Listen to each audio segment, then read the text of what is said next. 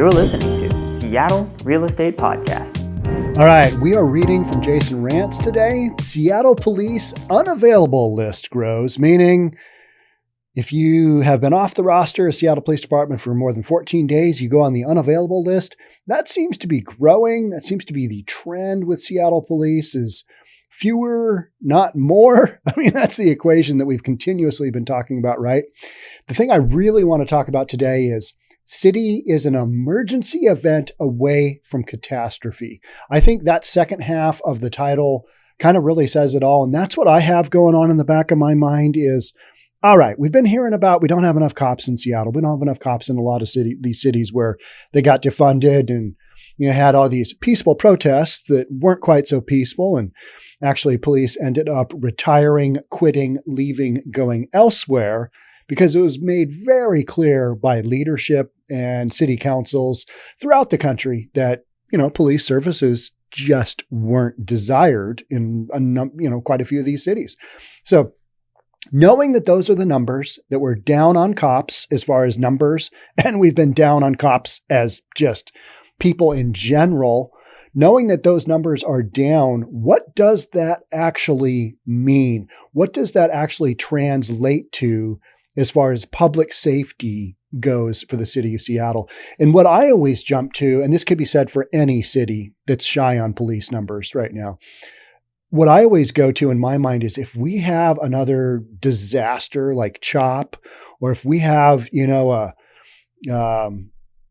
I want to say World Trade Center, but that's not it. I want where you've just got a massive amount of cops that got to go to one area for what, some kind of shooting, some kind of hostage taking event. A lot of the peripheral areas that we're going to talk about in these cities, they're going to go unmanned. It's going to be a free for all. And if you don't think that's a reality, how about you just look at the smash, dash, and grab that's been going on throughout the United States over the last few weeks and months? If you don't think that's a reality, in a specific city that's got a thing going on, I think you're living in a fairy tale. So my big thought is we're not really going to find out how low we are on cops until you have a big civic disaster, whatever that might be. And then we'll really realize, okay, all the police went to there because that's the number that we have available. The areas on the externalities of this area, we don't have any police to really provide coverage. That's what it's going to take, I think, to kind of get it through people's heads that this is the reality when you should have like 1,500 cops and you've got like 1,000. When you're down a third of your workforce, that's what you face. All right. That was a really long intro, wasn't it? That was pretty long. If you're new here, welcome. My name is Sean Reynolds. I own a couple of real estate companies and I read the news from that perspective. Why are we talking about public safety so much? Well, because it's important to communities. It's important to real estate. It's important to cities and towns to feel safe. And if you don't have enough police on the streets to protect communities, cities, towns, whatever it might be, then it's an issue. And that's what we're doing today. It's an issue. It's an ongoing issue. The Seattle Police Department staffing emergency continues. The city is one emergency event away from a serious catastrophe, but leaders and the media remain mostly silent. And I think they will until we have said massive civil catastrophe. And then everybody will be like, oh, wow, we probably shouldn't have defunded the police. And maybe we need to look Johnny quick at getting some more cops in here. I think that's exactly how this will go down. And by then it'll be too late and a ton of people will suffer in the meantime as whatever emergency happens. And we won't have enough bandwidth to basically keep everybody safe and provide that public safety that people rely upon from the government. That's the deal. But our government right now is like, it's okay. We seem to be doing fine for now. I mean, we're okay. It's all good. It'll be all good. Think how much money we're saving by not paying all those cops. The so-called HR Unavailable, that's put in quotations, list has grown considerably as of December 10th. This list features officers who are on extended leave and cannot be deployed. Officers only appear on the list after being absent for a minimum of 14 days. That's what I was talking about earlier, right? Concurrently, the department continues to struggle to fill vacant patrol slots to meet minimum staffing numbers. Every single precinct in every single watch has open slots for nearly every single day in December. Do I need to read that single comment again? No, I don't think so. You get the idea, right? Oh, right. Not enough cops. Even a real estate guy can figure that one out, right? I mean, this is just not hard to figure out. So where are the Seattle officers? The HR Unavailable list was at 126 on October 20th, 2 days after the COVID-19 vaccine mandate deadline passed, and Seattle Mayor Jenny Durkan pulled nearly 100 officers from duty.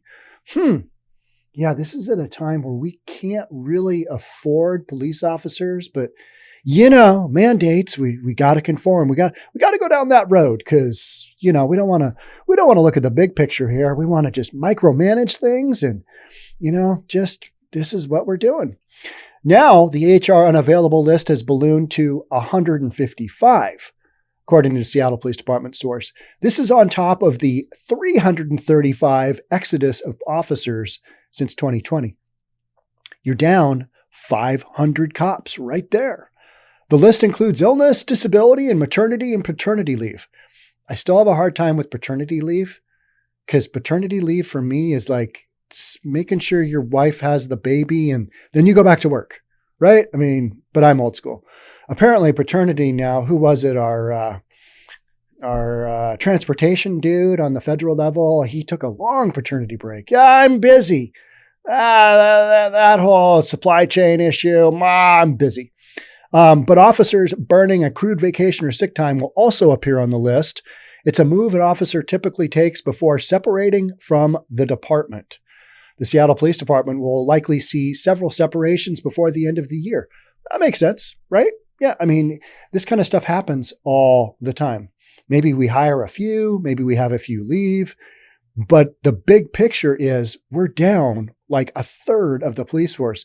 You even heard permanent interim chief Adrian Diaz. I love saying permanent interim because it makes no sense. But, talking about interim chief Diaz for months and months and months on end, that sounds awkward as well, too. But he indicated we're down like 500 cops. And it's like, okay. Yep. Not good. Many of the officers that are out of service come from patrol. It's causing a staffing crisis. And I think that's why so much of the media hasn't covered this, because it's an ongoing thing. We haven't truly suffered yet, but we're suffering in 911 response times. We're suffering from the standpoint of we're just not covering a whole bunch of crime. We're going to let that go. Prostitutes, let them go. Petty crime, let that go. Graffiti, let that go. Throw a microwave off the bridge onto the oncoming traffic, let that go. I mean, homelessness, just let that, you got to let a lot of this stuff go if you don't have the bandwidth, right? And that's what we're seeing. So we've seen that list explode since the riots. We're talking about the unavailable list. Seen that list explode since the riots due to a lot of the injuries, of people not being able to get surgery scheduled on time because of the pandemic, and a number of other factors. Seattle Police Officers Guild President Mike Solon told the Jason Rantz show on KTTH, the political environment we're in created a situation in our community that we don't have enough cops, period. And there's been very few folks that have kind of come out and said that. We want to focus on the good things, at times, like the cops that have come back. All right, great. But there seems to be very few outlets covering, maybe we don't have enough police to keep our streets safe. But until we have one of these big, my dad would refer to it as a Wally banger event. Until we have one of those, I think the the spotlight isn't going to be, shown on the scenario, and people are going to have that aha moment when we just don't have enough police, and people will be watching the event online and going, why aren't the police responding? Well, there's not enough of them. Oh, that's not good. That's not good. And then there will be a federal investigation, and then we'll have all kinds of liability issues, and then people will squirm, and I will say, I told you so. So will Jason Rantz. But when you get to that point in the game, it's too late. The damage is done. People are already suffering, right? I mean, that's the whole deal here, right? A spokesperson for the Seattle Police Department says that they cannot comment on the number of officers on the list. However, they note it creates a clear staffing issue. Not enough cops, period. Not speaking to any numbers, but every officer that is on that list is an officer that isn't available to answer 911 calls and can add to the response time for any call. Seattle Police Department spokesperson, Detective Patrick Michaud, tells the Jason Rantz Show on KTTH, as we have stated in the recent past, the Seattle Police Department remains in a staffing shortage, and we continue to need additional people. This reason is why we continue to advertise for new recruits, as well as ask for additional funding from the city council. And how is that working out? Those people are knuckleheads, seriously. And they just don't get it. You're like, that'll be fine.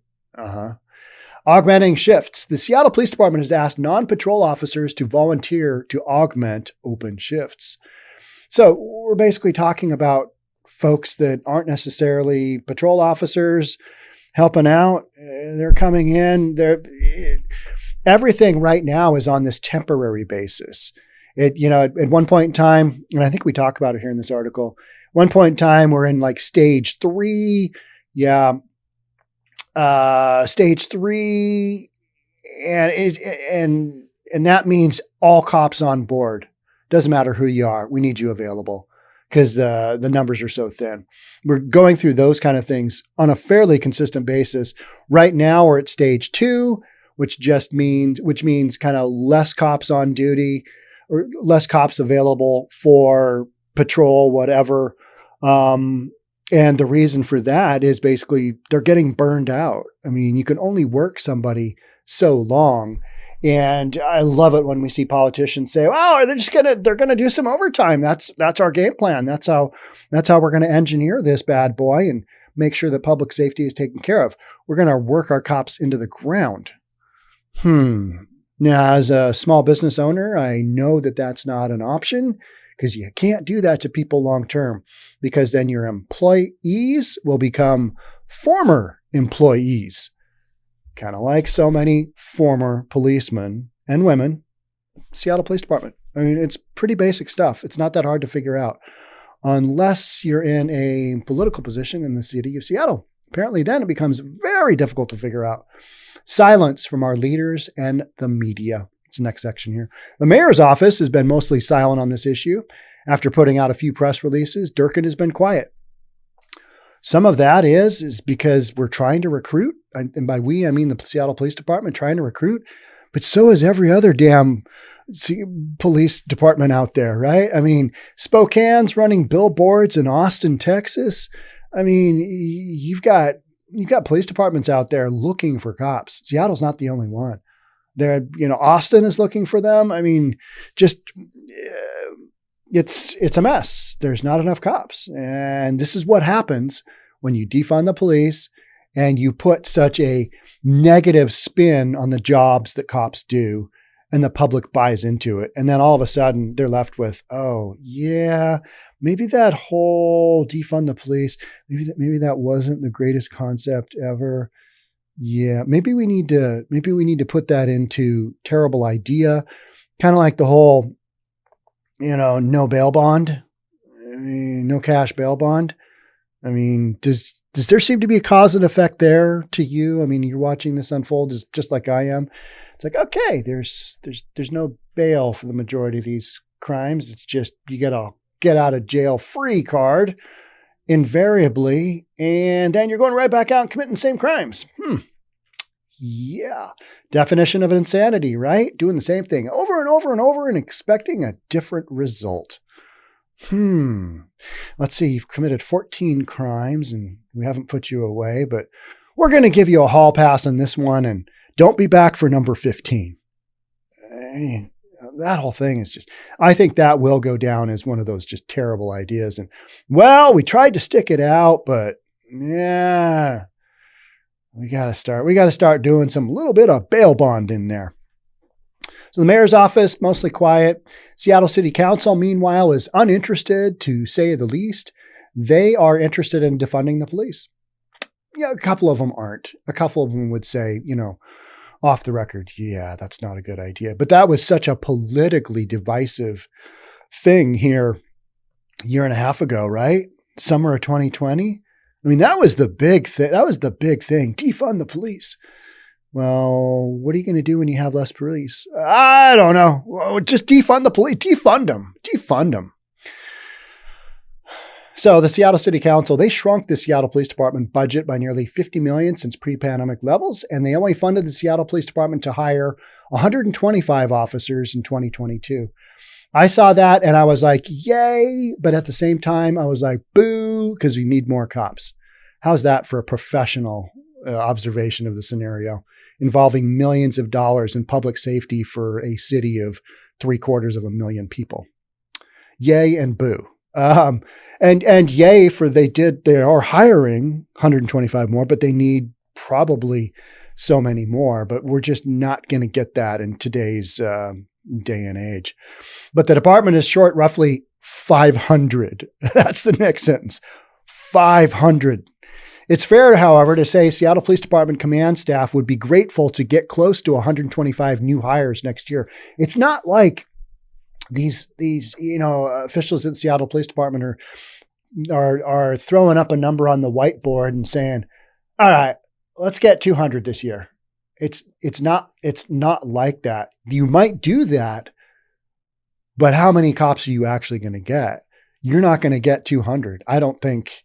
I mean, there's such a demand for them right now.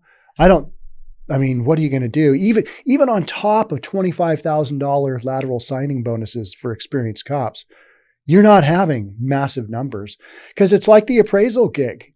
Everybody has been so busy that nobody's changing jobs. Nobody's making moves. They're so busy doing their thing. And there's only so many cops out there.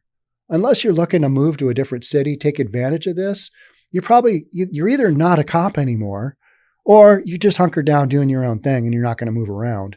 And so that leaves the available pool for experienced cops. There isn't much of one, right? I mean, and we know that because it's difficult for any of these cities to bring on hires. We're not big enough to make up these drastic losses, Mike Solon said.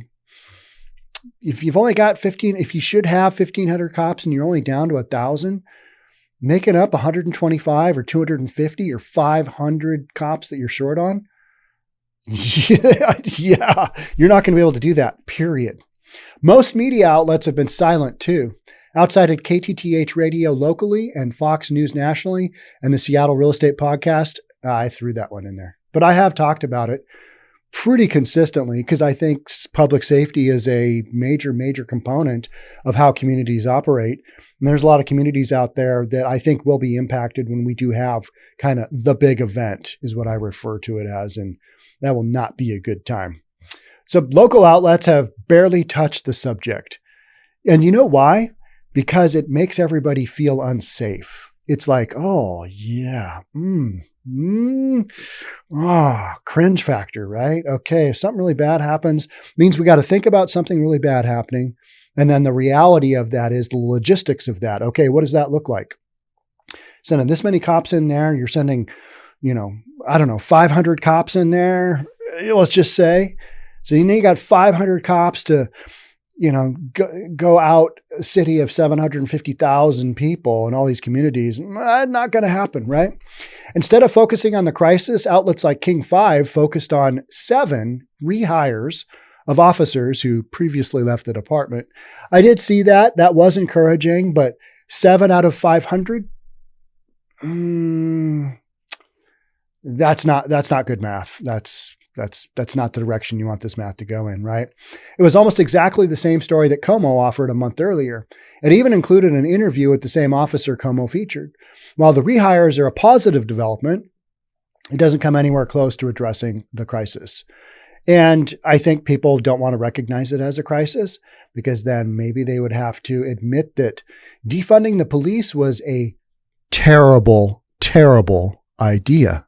Oh, it's kind of like admitting that 𝑺𝒆𝒂𝒕𝒕𝒍𝒆 didn't tell the truth.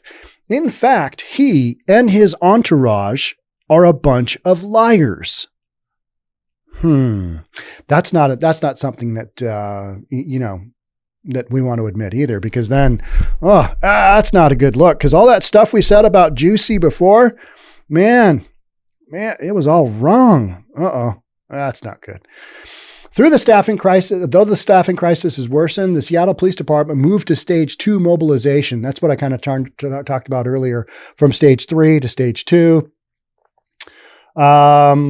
All right, one emergency away from a catastrophe. That's the main thing that I kind of want to leave with you and be talking about.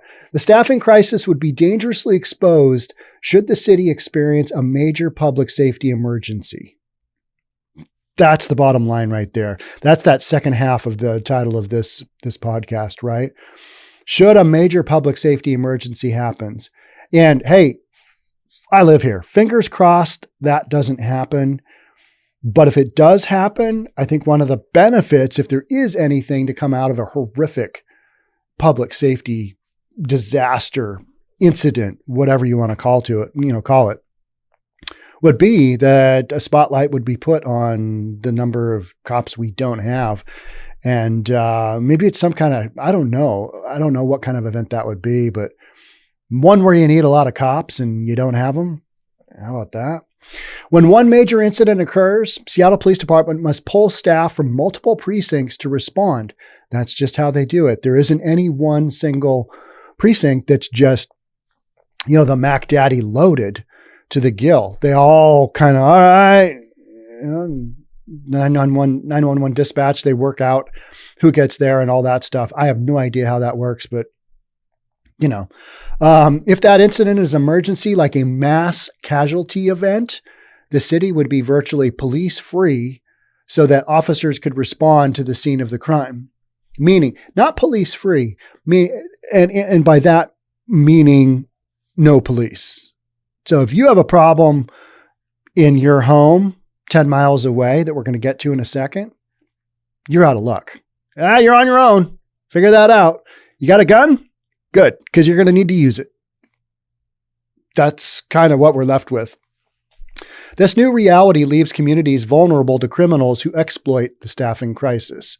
This is where most media and the politicians haven't taken it that next step. That next, all right, what does the reality of this actually look like? Yeah, it looks like what I just talked about. As police converge on, say, Pioneer Square, to deal with an emergency in Bitter Lake, Rainier Valley, and Alki Beach, those areas are almost certainly without police protection. So here's the deal. Pioneer Square, downtown Seattle. All right, let's do a radius to Bitter Lake. That's about 9 miles to the north, so which is still under the jurisdiction of Seattle Police, right? So 9 miles north, hosed. Rainier Valley to the south and east of downtown Seattle, about 9 miles. Hosed.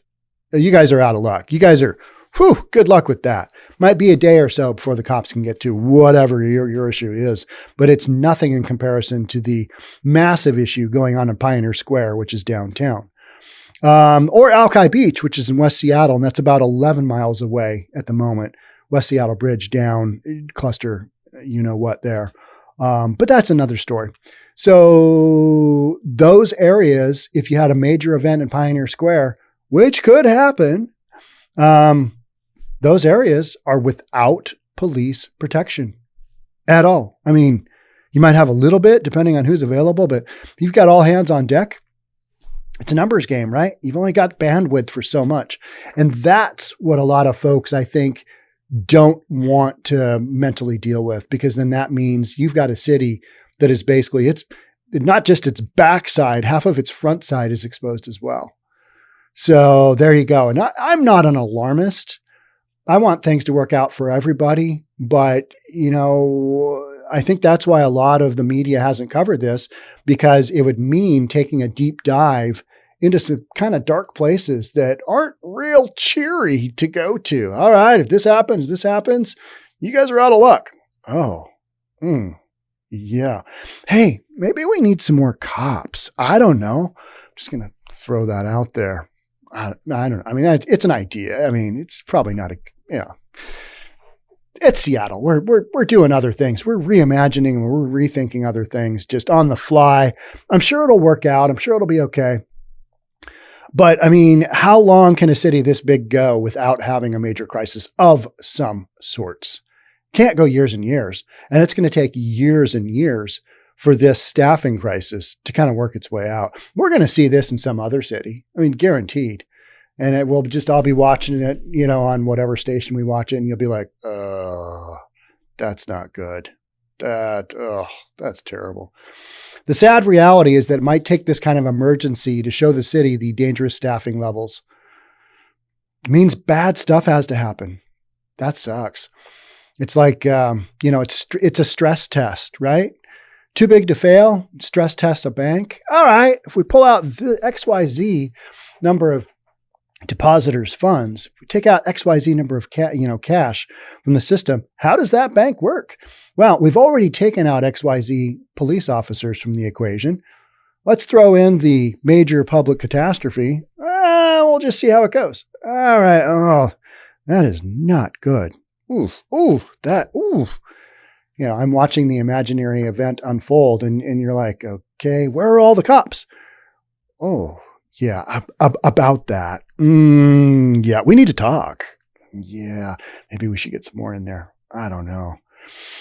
Perhaps local leaders and the media can put some sense of urgency on addressing the issue before we get to that emergency event. I would like to say maybe that could happen, but that is not a reality. I mean, it should happen. It should happen. But how did we get here? By having things happen that shouldn't have happened in the first place. But, defund the police was great. And our summer of love was great. All those things were great. The peaceful protests, those were great until they weren't. And that's what we're talking about. Talking about this situation can kind of keep rolling along. Cops, piecemeal public safety as best they can right now. You got longer 911. Everybody knows there's a longer 911 response time. But people aren't taking it that next step. And that next step is, if the what hits the fan, yeah, we're going to stress test public safety in a big city like Seattle. And I'd rather not see that happen because that means people's safety and people's lives are put in jeopardy. And that's not cool. That's not cool. But, maybe it's going to take something like that to kind of do the full circle. I talk about the full circle of defunding the police to refunding the police. And we're not there yet because we don't have the numbers of police on staff that we need. So that circle is being created, but maybe we need something like Jason Rance is talking about here to get to that. We need to figure this out on the spot because we don't want a repeat of that event. That really, really exposed kind of the situation we're in. And no matter how many social workers you send out on a major catastrophe, that's not going to fly either. So that whole reimagine, rethink, reallocate, good to a certain point, but you got a major disaster take place, safety, the social workers, they're going to stay home, right? I mean, that's just how this goes. It's not reality to think that anybody else is going to step up. You need cops and EMT and all those guys to go out and do their thing. And if you don't have enough, you don't have enough. And then you kind of punt. And that means you pull in everybody else from everywhere else and see where it goes. So hopefully we don't have that emergency event soon. Maybe it's later, if at all. That is wishful thinking. But in the meantime, I think it's important to know that this is kind of where we sit. And this is where a lot of these other cities sit. And it's not where I want to see things working out on a big level, because this is impacting a lot of people. And yet until it really impacts a lot of people, I think, it's the status quo. All right. We keep hearing you complain about the number of cops. We keep hearing you whine that we're down 500, that so many have quit. Things seem to be fine. Things seem to be fine. So why should we do anything about it? It's exactly where we sit. Well, I think it's important enough to do yet another podcast on the topic. So that's kind of where I sit. But I am not your average real estate guy. I'm just not. I kind of call things the way I see them. And this one is pretty easy to call. You don't have enough cops to keep the city streets safe? Yeah, stuff's going to happen. Stuff's going to go sideways, downhill, sideways, out of control, train wreck. How many other ways can I describe it? I don't know. A lot. All right. That's it for me on this one. But 500 cops down. Yeah. Major emergency, stress tests the whole system. Yeah. Not good. But we're just going to have to see how this goes, because either which way, it's going to go. It's unavoidable. Okay. Thanks so much for being here. Thanks so much for supporting the Seattle Real Estate Podcast. I will catch up with you soon. Until then, stay safe. Safe as you can be. All things said and done. We'll talk again. Bye for now.